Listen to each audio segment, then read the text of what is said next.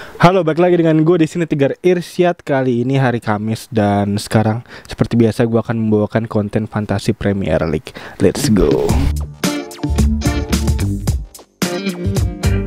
Oke, game week ke-38 udah selesai dan dimana artinya game week 38 sebagai game week penutup untuk di musim ini berhasil dilaksanakan penuh ya.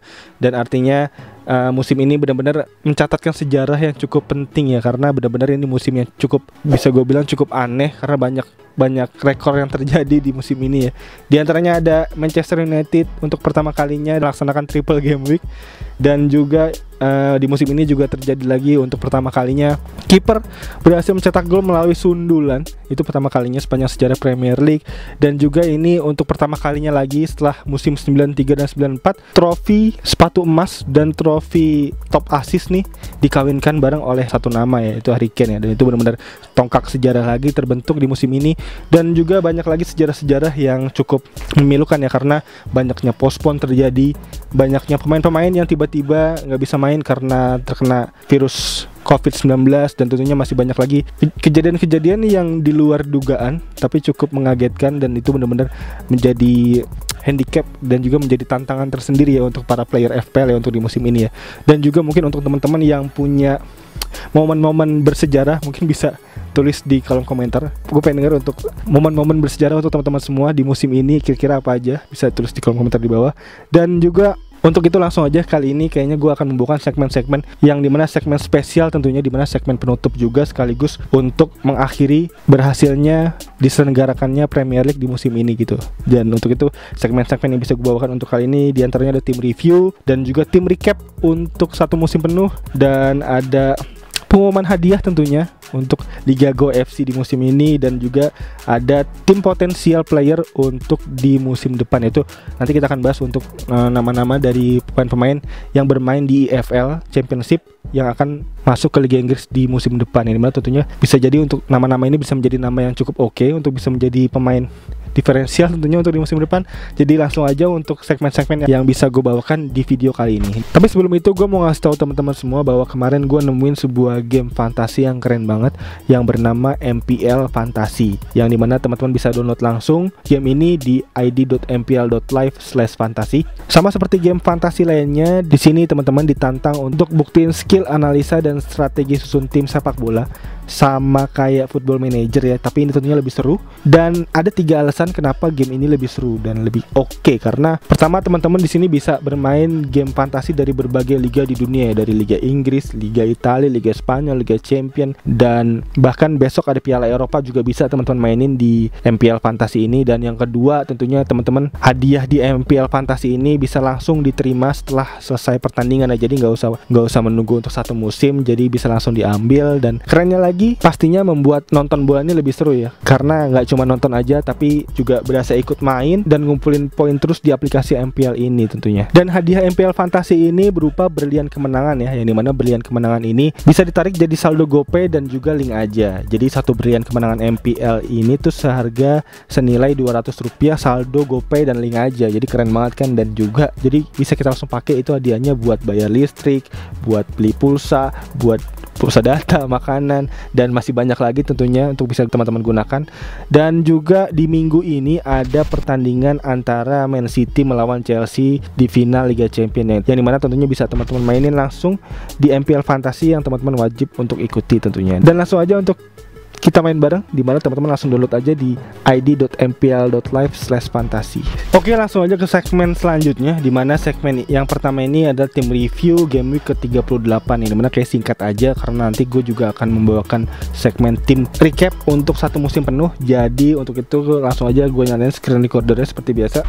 Ya udah kebuka, dan langsung kita lihat aja untuk poin gue di game week 38 kemarin, yang dimana kemarin gue mengumpulkan 62 poin ya, dimana cukup oke dan cukup di atas rata-rata juga. Dan juga kemarin gue lihat di livefpl.net, kemarin gue lihat membuat overall rank gue naik ya, jadi dari 880 ribuan jadi 790 ribuan ya, cukup lumayan dan ya cukup oke. Dan ini bisa gue bilang menjadi overall poin tertinggi gue ya selama gue main FPL ya, karena di musim lalu gue 2000 puluhan, gue ngapain 2100 di musim lalu, sekarang jadi cukup oke untuk bisa terkumpul hingga segini. Dan juga bahkan di musim lalu gue tuh peringkat 900 ribuan, jadi sekarang ya better lah ya. Jadi semoga harapannya ke depannya bisa lebih bagus lagi, bahkan bisa masuk 500 ribu besar atau bahkan 10 ribu besar tentunya. Dan kita buka langsung singkat untuk poin yang gue dapat, diantaranya dari kiper kemarin Meslier nggak main, gue nggak ngerti. Kayaknya cedera apa gimana ya, karena di 2 game week terakhir Meslier gak dimainin sama Bielsa, dan jadinya Sanchez yang masuk kemarin 2 poin aja. Di mana Sanchez lawan siapa kemarin ya? Lawan Arsenal, yang mana kalah Brighton ya, di mana Arsenal menang 2-0, cukup oke.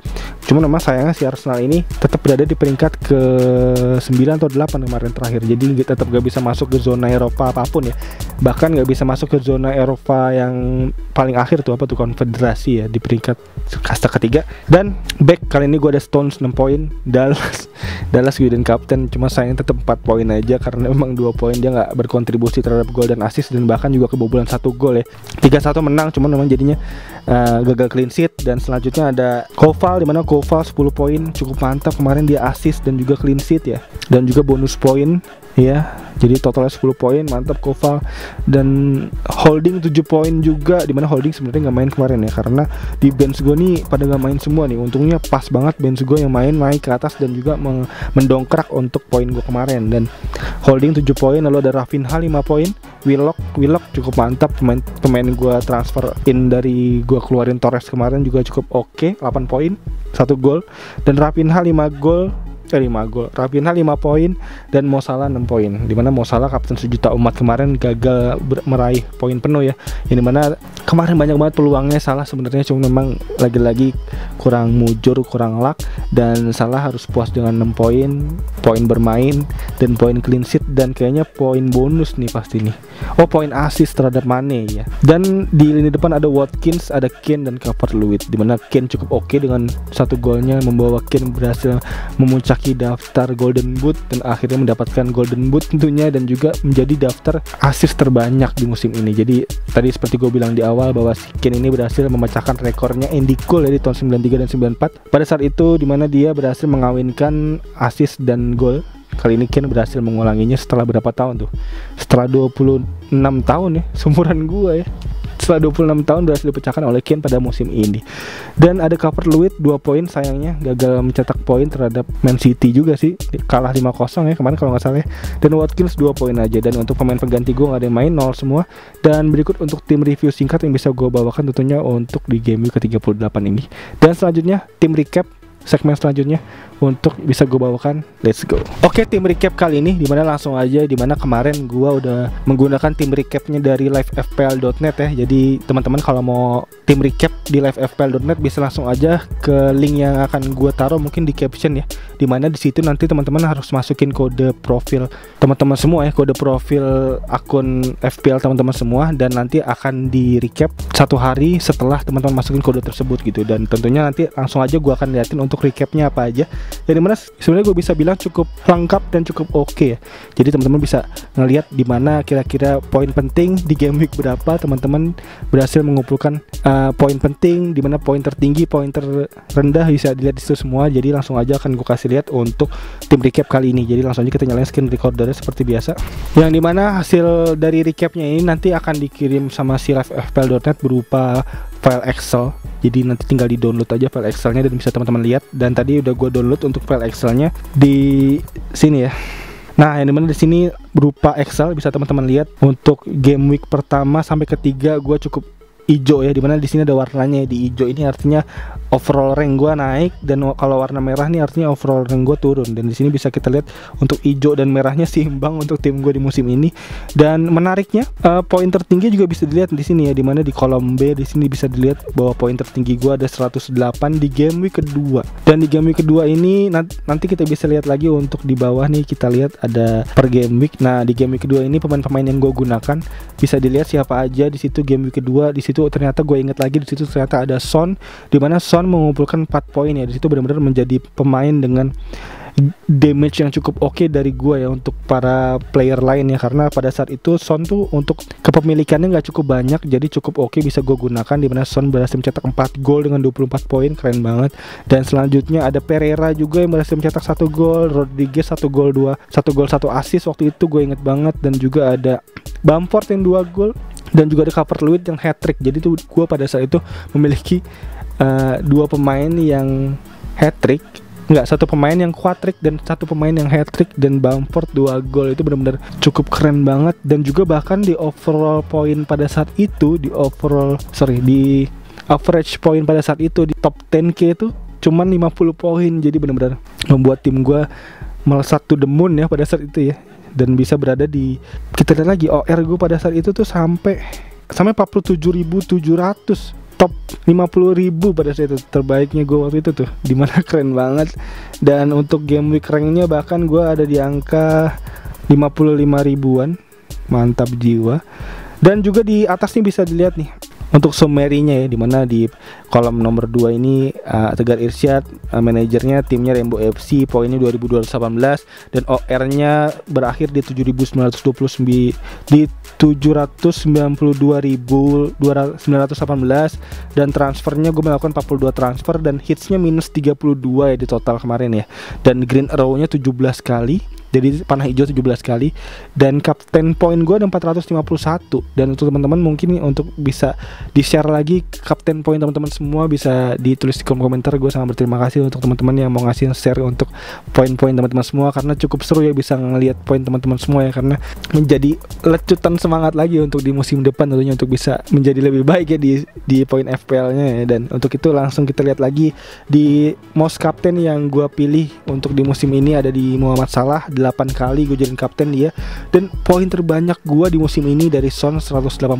poin, karena gue bisa bilang pemain dengan cap terbanyak di musim ini dari tim gue adalah Son, karena memang gue jual Son itu di game week ke-36 ya. Jadi sisa 2 game week Son gak ada di tim gue, tapi artinya pemain terlama yang gue gunakan tuh Son untuk di musim ini. Dan superstar gue ada De Bruyne dengan 81 poin, karena juga beberapa kali gue jadiin kapten dan menjadi point damage buat gue. Dan juga ada rank killer, dimana mau Salah dengan rank killer yang gue nggak gunakan ya, karena Salah ini termasuk terlambat gue menggunakan Salah, karena kejatuhan gue di game week 15 ini, karena memang Salah ini lagi gacor-gacornya pada saat itu. Jadi gue ketinggalan kereta waktu itu. Jadi benar-benar dikasih lihat lagi nih di summary-nya bahwa rank killernya dari Salah cukup berat, dari gue minus 117 bahkan.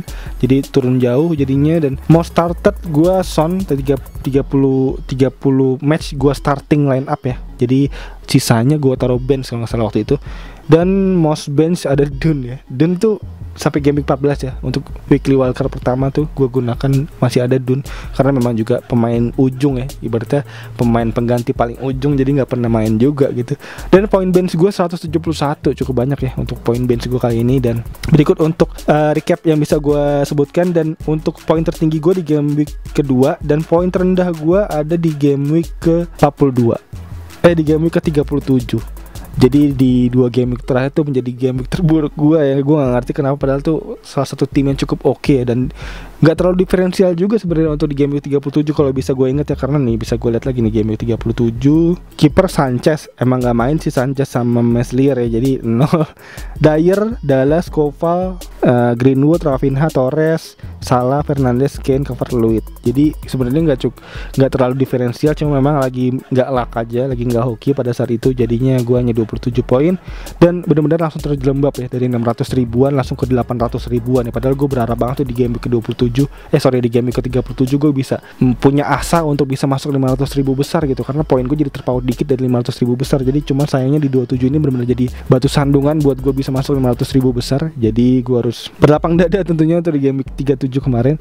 Dan selanjutnya ya berikut untuk tim recap gue, yang dimana bisa gue bilang lagi bahwa overall rank terendah gue tuh ada di angka 2.500.000-an. Itu di game week ke-14 kalau nggak salah ya. Coba kita lihat lagi di game week ke-17. Iya, di game week ke-17, bahkan itu setelah triple captain ya, dimana triple captain gue musim ini ada di Jamie Vardy di game week ke-16, dimana itu Jamie Vardy bermain sebagai pemain pengganti dan hanya mencetak 1 poin aja. Jadi triple captain gue hanya menghasilkan 3 poin. Mantap. Dan itu salah satu triple captain terburuk gue ya di musim ini ya. Dan wildcard gue pakai lagi di game week 23 dan itu cukup oke karena gue berhasil membuat tim gue kembali panah hijau ya, dari terjelembab ke 2,5 juta tadi langsung naik sampai ke 900 ribuan. Jadi benar-benar 4 game week yang cukup oke, dari 2.500.000 overall rank langsung naik di game week 26 ke 960 ribuan. Jadi salah satu wildcard yang berhasil, yang dimana di wildcard pertama gue nggak cukup berhasil ya, dimana di game week 9 gue wildcard tuh dari overall rank 182 ribuan, benar-benar masih 100 ribuan, langsung turun ke 700 ribuan. Jadi nggak cukup bagus wildcard gue, yang dimana bisa gue kasih lihat untuk wildcard gue di game week keempat itu pemain-pemainnya ada. Nah ini game week keempat tuh pemain-pemainnya cukup gagal tuh bisa gue bilang, karena poin-poin yang gue dapat nggak cukup oke. Bahkan De Bruyne cuma 2 poin, Van Dijk aja minus 2 waktu itu. Jadi bener-bener langsung minus 281% tuh dari rank change-nya. Jadi bener-bener disayangkan banget. Dan kayaknya itu aja untuk tim recap gue kali ini. Dan gue juga menyarankan untuk teman-teman bisa langsung pakai tim recap dari livefpl.net ini nih. Jadi benar-benar buat jadi bahan evaluasi untuk di musim depan. Dan untuk itu langsung aja ke segmen selanjutnya, di mana segmen pengumuman hadiah Go FC. Let's go. Ya, dimana pengumuman hadiah kali ini langsung aja kita nyalain screen recordernya dan kita langsung buka untuk Fantasy Premier League untuk melihat Liga Go FC ya. Dimana Liga Go FC terakhir tuh Deo Muhammad dan Bambang Luki, dan kita lihat lagi siapakah yang akan menjadi juara. Karena kemarin tuh selisih poinnya cukup tipis ya, kira-kira 15 poin gitu. Jadi benar-benar harusnya bisa disalip gitu ya. Dan untuk itu langsung aja kita buka Fantasy dan kita buka untuk klasmen Go FC. Dan Go FC ya, yang menang Deo Muhammad ya. Selamat untuk Mas Deo Muhammad Delefou, yang sebenarnya Watford ya, Delefou ya. Dan Watford besok akan masuk lagi ke Liga Inggris ya, karena peringkat 2 di bawah Norwich City di EFL Championship. Dan kita lihat langsung Deo Muhammad, di mana Deo Muhammad 2.577 poin dengan game week ke-38 tuh cuma 62 sebenarnya. Kalah dari total bangun Bambang Luki ini 72 poin sebenarnya di game week 38, cuman tetap nggak bisa membuat timnya untuk menyalip Delefou ya, karena terpaut 10 poin juga gitu, 2.567. Jadi benar-benar sengit. Dan kita lihat lagi untuk Delefou ini tim-tim yang digunakan di game week kemarin itu ada Ederson 12 poin berhasil penalti. Itu benar-benar poin bersejarah ya untuk Delefou ya, karena kalau misalkan bayangin Ederson gagal save penalti, itu artinya Ederson gagal clean sheet dan Ederson gagal dapat save point penalti, jadi cuma 2 poin dan 10 poin berkurangnya. Dan itu artinya poinnya harusnya sama Bambang Luki. Jadi Ederson ini benar-benar penentu ya untuk tim Delefou ini ya, untuk bisa meraih kemenangan di mini league Go FC ini ya. Dan cukup mantap, cukup hoki banget, keren. Dan kita lihat lagi Alexander Arnold 5 poin, Dallas 2 poin, Philip 6 poin, Salah kapten 12 poin, Lingard, Raphinha, Aubameyang juga ada di sini 3 poin masing-masing. Raphinha 5 poin, Wood 2 poin, Kane 10, Antonio 2.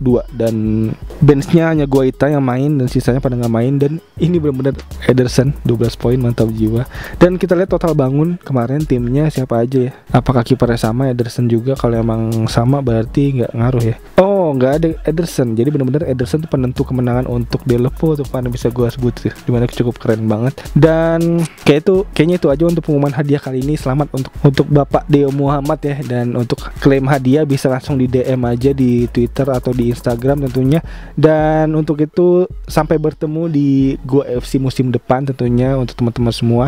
Dan kayaknya nanti akan gua buat juga untuk fantasi Piala Eropa tentunya, karena di libur game week ini tentunya kan nggak ada bola ya, dan untuk itu tinggal Piala Eropa doang. Dan kayaknya gue harus buat untuk fantasi Piala Eropa. Dan kayaknya itu aja untuk pengumuman hadiah kali ini. Sekali lagi selamat untuk Kak Deo Muhammad. Dan untuk itu langsung aja untuk ke segmen selanjutnya, dimana udah gue rangkum juga untuk segmen selanjutnya, tim potensial player untuk di musim depan. Jadi langsung aja, let's go ya. Tim potensial player di musim depan tadi udah gue lihat ya untuk berita serta susunan timnya dan juga klasmennya, di mana klasmennya bisa gue sebut untuk 2 terbesar ada Norwich City yang di peringkat pertama, dan yang kedua ada Watford. Yang dimana menariknya di sini di urutan ketiga ada Brentford, di urutan keempat ada Swansea, di urutan kelima itu ada Bournemouth ya. Di urutan kelima ada Barnsley dan urutan keenam ada Bournemouth. Dan yang ikut playoff artinya dari peringkat 3 sampai peringkat 6 ya. Di antaranya di situ ada Brentford, ada Swansea, ada Barnsley dan ada Bournemouth. Dan kemarin semifinal udah, yang mana semifinalnya itu ada pertandingan yang cukup keren banget. Gue lihat highlightnya kemarin ya, antara Bournemouth melawan Brentford, di mana si Bournemouth sebenarnya udah diunggulkan ya di atas angin ya, karena di leg pertama udah menang 1-0 dan di leg kedua juga berhasil mencetak gol cepat gitu di menit-menit awal, 10 menit awal 1-0 menang. Artinya udah agregat 2-0. Cuman di akhir pertandingan Brentford bisa mengembalikan kedudukan hingga 3-2. Jadi cukup pertandingan yang legit, yang keren banget. Dan juga Brentford ini sebenarnya bukan pemain lama ya, karena sebenarnya bukan pemain baru ya, karena si Brentford ini di 2 musim terakhir dia udah langganan playoff dan peringkat 3 terus. Di musim sebelumnya bahkan juga peringkat 3. Jadi di musim ini peringkat 3 lagi, dan sekarang tinggal menunggu final untuk playoff bisa masuk ke Liga Inggris. Jadi dari 2 tim yang udah dipastikan bisa masuk itu diantaranya ada Norwich City dan Watford, dan tinggal ditunggu lagi untuk finalnya antara Swansea atau Brentford.